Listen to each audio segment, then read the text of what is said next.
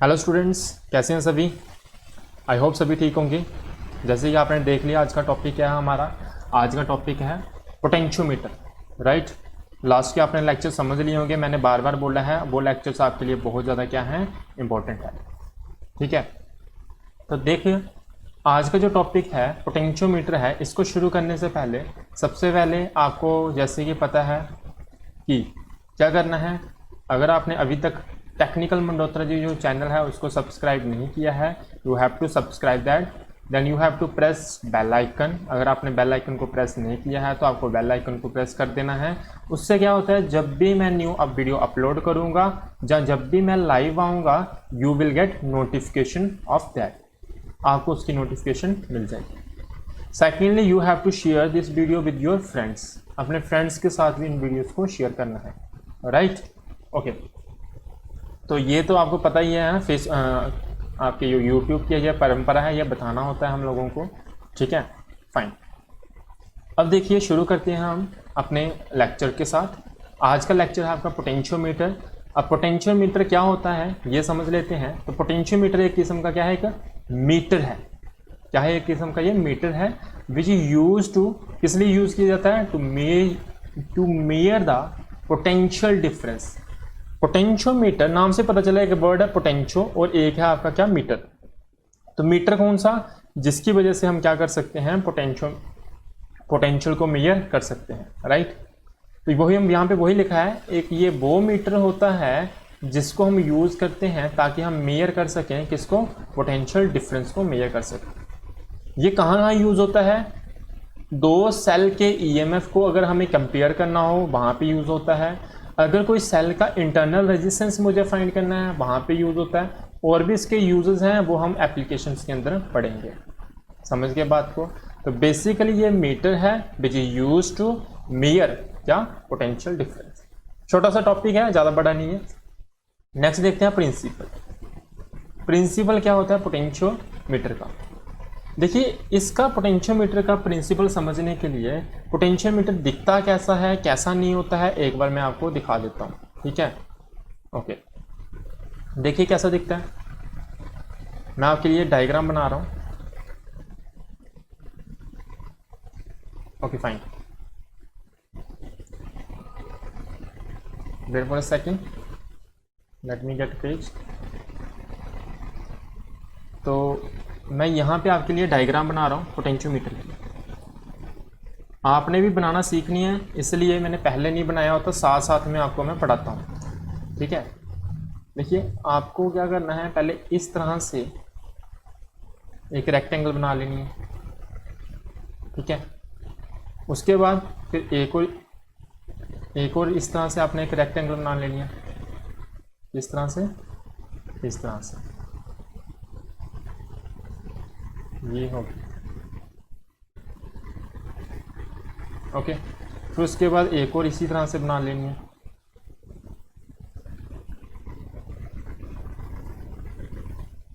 Fine, ये देखो।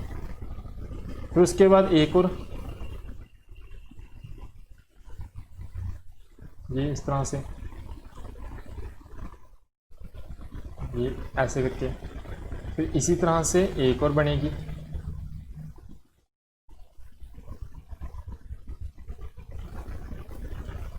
Okay fine, ठीक है। ये थोड़ा सा साइज आपने क्या कर लेना, इसका छोटा, थोड़ा सा बड़ा बन गया तो आपने क्या कर लेना, थोड़ा सा साइज, आप समझ रहे हो ना बात को।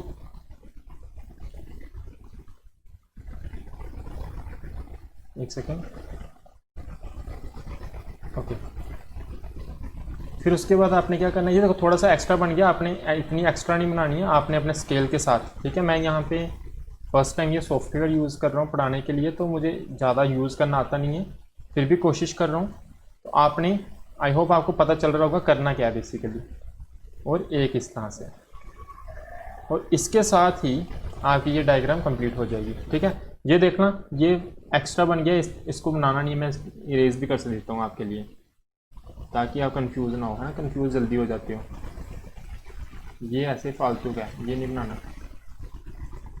ये लो, मिटा दिया मैंने। ठीक है, फाइन। और उसके बाद जैसे ही आपने ये कर दोगे, फिर यहाँ पे बेसिकली ये जो चीज़ होती है ना, ये देख रहे हो, ये बनी होती है आपकी मेटल की, ये स्ट्रिप लगी होती है यहाँ पे, ये देख रहे हो मैं रेड के साथ मार्क कर रहा हूँ इसको। यहाँ पे जो मैंने रेड के साथ मार्क किया ये भी मेटल की बनी हुई है, यहाँ पे भी एक मेटल की स्ट्रिप लगी होती है, सुनते चलना। और यहाँ पे भी क्या लगी होती है कि मेटल की स्ट्रिप लगी होती है, ठीक है।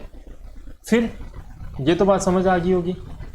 फिर यहाँ पे भी एक मेटल की स्ट्रिप लगी होती है, फिर यहाँ पे भी एक मेटल की स्ट्रिप लगी होती है।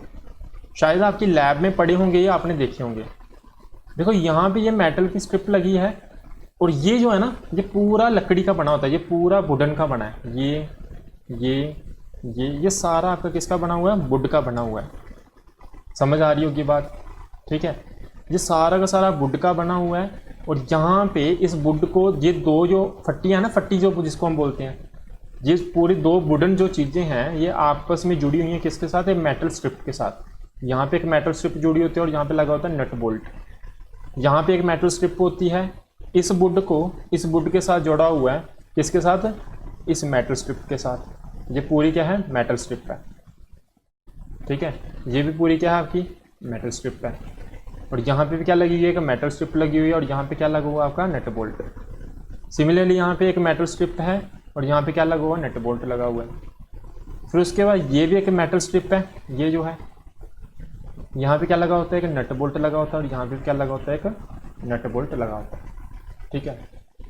उसके बाद इतना ही नहीं, ये नट बोल्ट के साथ एक फिर हमने क्या जोड़ी होती है? एक वायर जोड़ी होती है। क्या जोड़ी होती है?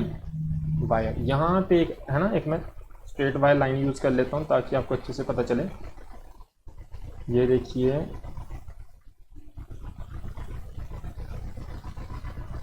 ओके, देखो यहाँ पे एक इस तरह से वायर लगी होती है, फिर उसके बाद एक वायर यहाँ जुड़ी होती है, फिर उसके बाद एक वायर यहाँ जुड़ी होती है, उसके बाद एक वायर यहाँ लगी होती है, ठीक है। याद रखना, ये जो वायर लगी हुई है ना, ये जो वायर लगी हुई है, इसका जो एरिया ऑफ क्रॉस सेक्शन होता है ये हमेशा क्या होता है? कांस्टेंट होता है, यानी कि यूनिफॉर्म होता है। कैसा होता है? यूनिफॉर्म। जो एरिया ऑफ क्रॉस सेक्शन होता है इस वायर का वो क्या होता है? यूनिफॉर्म होता है। इस तरह से इसके कनेक्शंस कैसे किए जाते हैं ये मैं आगे जब एप्लीकेशंस पढ़ेंगे वहाँ पे बताऊँगा आपको। यहाँ तक मैं होप करता हूँ आपको समझ आ गई होगी। मैं फिर से एक बार बता देता हूँ। इस तरह से ये पूरा वुडन का बना होता है, ये पूरी वुडन है, ठीक है, ओके। फिर उसके बाद यहाँ पे हमने क्या लगाई होती है कि मेटल स्ट्रिप्स लगाई होती हैं। यहाँ मेटल स्ट्रिप लगी है, ये भी मेटल स्ट्रिप लगी है, और ये भी आपस में किसके साथ जुड़ी हुई है? मेटल स्ट्रिप के साथ जुड़ी हुई है। यहाँ पे लगे होते हैं आपके नट बोल्ट, यहाँ पे भी नट बोल्ट, यहाँ पे भी नट बोल्ट, यहाँ पे भी, यहाँ पे भी, एंड यहाँ पे भी। फिर यहाँ पे भी एक मेटल स्ट्रिप लगी हुई है, यहाँ पे भी एक मेटल स्ट्रिप लगी हुई है, और फिर हमने यहाँ पे क्या लगाई होती है? आपस में वायर लगाई होती है। आई होप ये बात समझ आ गई होगी आपको, राइट, ओके। अब देखो यहाँ पे ना पूरा कंडक्टिव कर दिया है। यहाँ पे एक नट बोल्ट लगा है, पूरी वायर लगी है, करंट यहाँ से जाएगा फॉर एग्जांपल, और ये पूरा मेटल का बना हुआ तो करंट आपका ये भी कंडक्टिव हो गया। फिर वायर लगी हुई है कंडक्टिव, ये करंट आपका इधर से फ्लो करेगा। जैसे ही यहाँ पे करंट पहुँचेगा, यहाँ आ गया मेटल स्ट्रिप आ गई, तो करंट आपका यहाँ से फ्लो करता हुआ यहाँ पहुँच जाता है। फिर आगे फिर से वायर लगी हुई है नट बोल्ट से, करंट इधर से जा रहा होगा।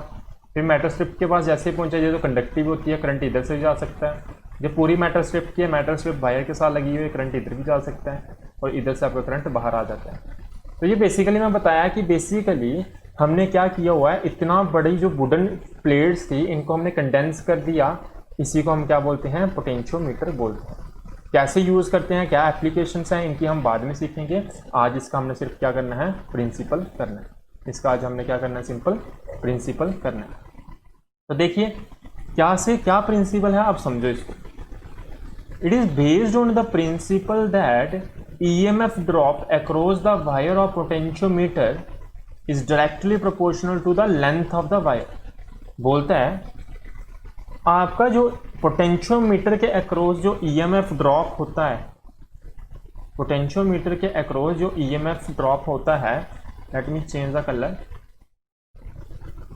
बोलता है जो पोटेंशियोमीटर के अक्रॉस जो पोटेंशियोमीटर के अक्रॉस जो EMF ड्रॉप होता है, it is directly proportional to the length of the that wire. जिस वायर के अक्रॉस आप क्या कर रहे हो? मेजरमेंट कर रहे हो उसके अक्रॉस कितना पोटेंशियल ड्रॉप आया, वो हमें किसके हिसाब से पता चलता है, उस वायर की लेंथ के हिसाब से पता चलता है। इतनी सी बात समझ आई होगी। लेकिन कुछ उसके लिए कंडीशंस होती हैं। वो क्या कंडीशन है, is directly proportion to the length of the wire whose area of cross section is uniform. जो वायर लगी होती है ना आपके पोटेंशियोमीटर के ऊपर, मैंने पहले बता दिया उसका एरिया ऑफ क्रॉस सेक्शन कैसा होता है, यूनिफॉर्म होता है। Whose area of cross section is uniform and current across it is constant. और जो उसके अंदर करंट जो फ्लो कर रहा होगा वो क्या होगा, कांस्टेंट होगा। और ये आपकी कंडीशन कब मिलती है आपको, ऐसी कंडीशन जब गैल्वेनोमीटर आपका क्या शो करता है, नल डिफ्लेक्शन शो करता है। और मैंने बार बार बताया है नल डिफ्लेक्शन क्या होती है, जब गैल्वेनोमीटर के अंदर आपका करंट कितना फ्लो कर रहा होता है, जीरो कर रहा होता है। गैल्वेनोमीटर के अंदर करंट कितना फ्लो करता है, जीरो करंट फ्लो करता है। हमने मीटर ब्रिज में पढ़ा था ना, मीटर ब्रिज में भी ऐसा ही होता था।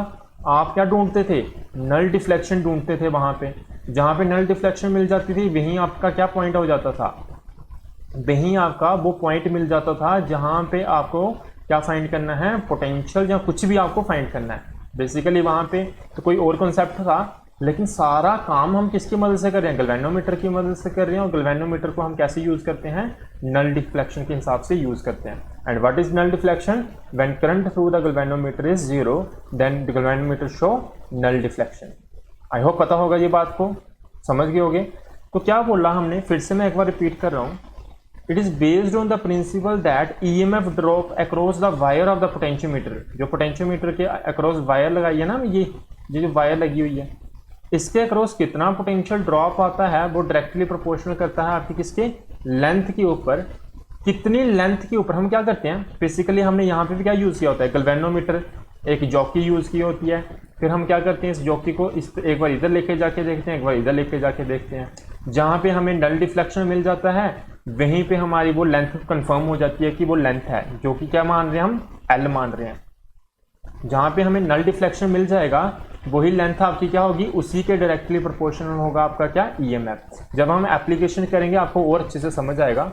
आज हम यहाँ पे प्रिंसिपल कर रहे हैं और कैसे बना इसको हम यूज़ करेंगे बाद में, जब यूज़ करेंगे फिर आपको अच्छे से समझ आएगा। फिलहाल के लिए EMF ड्रॉप होता है across the wire of potentiometer is directly proportional to the length of the wire, जिसका एरिया क्रॉस सेक्शन क्या होता है, यूनिफॉर्म होता है। और जो उसके अंदर करंट फ्लो कर रहा होता है, current across it is constant. और करंट उसके अंदर से क्या होता है, कांस्टेंट होता है। समझ गए होगे। और ये कब होता है, जब गैल्वेनोमीटर आपका क्या शो करता है, नल डिफ्लेक्शन शो करता है। समझ गए बात। अब करते हैं इसका प्रूफ। क्या प्रूफ है, कैसे होता है ये, वो करते हैं। तो प्रूफ देखते हैं इसका। देखिए, देखो प्रूफ क्या है इसका। प्रूफ ये है कि भाई आपको पता है, let me change the page. जब मैं इसका साइज कम कर लूँ, है ना, एक बार एक सेकेंड में साइज कम कर लेता हूँ, देखना आपको दिख रहा है ना, फिर for second right. I hope आपको दिख रहा होगा, है ना। अगर आपका इतना साइज नहीं दिखता तो आप मुझे कमेंट करके बता देना, ठीक है। फिर अगली बार मैं इतना साइज नहीं करूँगा। ओके, देखिए तो प्रूफ है आपका। वैसे भी ये चीज़ मैंने पहले जूम साइज में पढ़ा दी थी, अब तो छोटा कर भी देंगे, कोई प्रॉब्लम नहीं आएगी। तो हमें पता है, वी नो, प्रूफ के लिए वी नो, हमें क्या पता है अभी, वी नो EMF किसके बराबर होता है according to Ohm's law, IR, current into resistance, है ना। क्या होता है, ओके, कितना होता है, I इक्वल्स टू IR। और मुझे तुम लोग बताओ, क्या आपको R का फार्मूला पता है, R क्या होता है, R is equal to rho L upon A। क्या ये चीज़ पता है, आप बोलोगे पता है, पढ़ाई हुई है मैंने। तो मैं R की जगह क्या लिख सकता हूँ, रो L अपॉन A।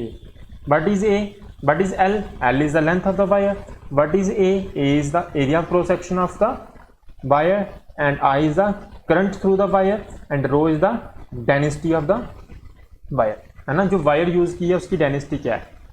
और मैंने आपको बताया था कि कौन सी वायर, कौन से मटेरियल की वायर हम यूज़ करते हैं, आपको कमेंट सेक्शन में बताना है मुझे, है ना। लास्ट लेक्चर में मैंने बताया था तुम लोगों को। तो E इक्वल्स टू क्या आ जाएगा, I रो L।